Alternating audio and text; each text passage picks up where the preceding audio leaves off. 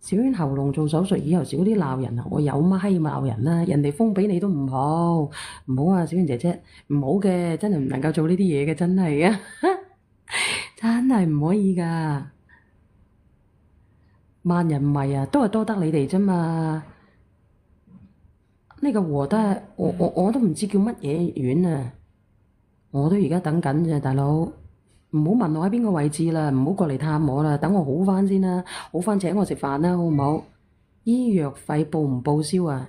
所以咪叫你哋買保險咯，買保險咪好咯，買保險咪有得報銷咯。你哋有冇買過保險啊？有冇買啊？呢個748買咗咪鳩屎生晒咯，買咗咪鳩屎孖碌咯。阿三姑娘話尋日先至出院就屌，唉。我咁樣啦，不如咁樣啦，我唔同你哋傾住啦，我走去問下幾時先乜嘢啦？幾時先我唔同你哋傾住啦，好唔好？我應該我問下幾時手術啦，好唔好？拜拜啦嚇，過幾日我再見你哋好唔好？拜拜，拜拜。